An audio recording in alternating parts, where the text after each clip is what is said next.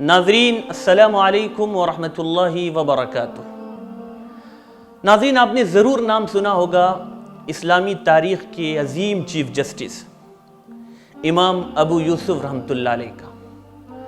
جو ہارون رشید کے زمانے میں پورے عالم اسلام کے 17 سال تک چیف جسٹس یعنی قاضی القضات رہے۔ ان کا ایک عجیب و غریب واقعہ ان کے سیرت نگاروں نے نقل کیا ہے۔ ایک بار ان کے پاس خلیفہ ہارون رشید اور ایک نصرانی کا مقدمہ آیا۔ امام صاحب نے دلائل سننے کے بعد فیصلہ خلیفہ وقت، دنیا کا اس وقت کا عظیم حکمراں ہارون رشید کے خلاف کیا اور اس آدمی کے حق میں کیا جو اس بادشاہ کے ملک میں ایک معمولی سا ایک آدمی تھا اور ایک غیر مسلم آدمی تھا۔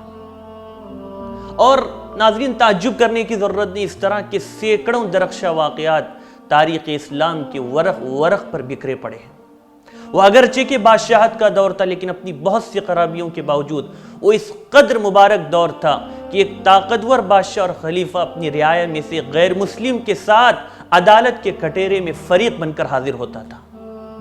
امام ابو یوسف رحمۃ اللہ علیہ کی وفات کا جب وقت قریب آیا، 17 سال تک انہوں نے قضات کی ذمہ داری انجام دی اور کئی کتابوں کے مصنف اور امت کے بہت بڑے عالم دین، زندگی کے آخری لمحے میں جب وفات کا وقت قریب آیا تو فرمانے لگے، ایک عجیب بات انہوں نے ارشاد فرمائی، اے اللہ، یہ سننے کے قابل بات ہے۔ انہوں نے کہا، اے اللہ، تجھے معلوم ہے کہ میں نے اپنے زمانے قضا میں مقدمات کے فیصلے میں کسی بھی فریق کی جانبداری نہیں کی، حتیٰ کہ دل میں کسی ایک فریق کی طرف میلان بھی نہیں ہوا، سوائے ایک واقعہ یعنی نصرانی اور ہارون رشید کے مقدمے میں، کہ اس میں دل کا رجحان اور تمنا یہ تھی کہ حق ہارون رشید کے ساتھ ہو اور فیصلہ حق کے مطابق اسی کے حق میں ہو، لیکن فیصلہ دلائل سننے کے بعد ہارون رشید کے خلاف کیا۔ اتنا فرما کر رونے لگے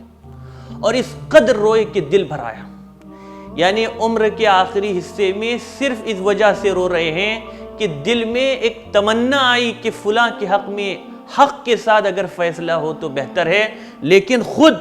قاضی ہو کر بھی دلائل سننے کے بعد اس نصرانی کے حق میں فیصلہ کیا، لیکن چونکہ دل میں خیال آیا، صرف ایک تمنا آئی جس پر انسان کا کنٹرول بھی نہیں ہوتا اور جو انسان کی بس کی بھی بات نہیں، اس لیے کہ دل میں سے بہت سے خیالات آتے ہیں، لیکن ایک خیال اور ایک تمنا آئی، اس پر بھی اس قدر روتے تھے کہ دل بھر آیا۔ حضرین، یہ تھے ہمارے اسلاف، اور اتنے وثوق کے ساتھ وہ کہہ رہے کہ 17 سالہ دور مدت میں میں نے کسی کے حق میں ناحق فیصلہ نہیں کیا، میں نے ظلم نہیں کیا، انصاف کی، حتیٰ کہ ایک تمنا ایک مرتبہ دل میں آئی، اتنے سالوں میں اس پر اب رو رہے ہیں۔ یہ تھے ہمارے اسلاف، یہ تھا ہمارا ماضی۔ کاش پھر سے کوئی ان بیتے ہوئے دنوں کو لوٹا دے، گزری ہوئی تاریخ کو دہرا دے۔ ہاں دکھا دے اے تصور، پھر وہ صبح و شام تو، ہاں دکھا دے اے تصور، پھر وہ صبح و شام تو،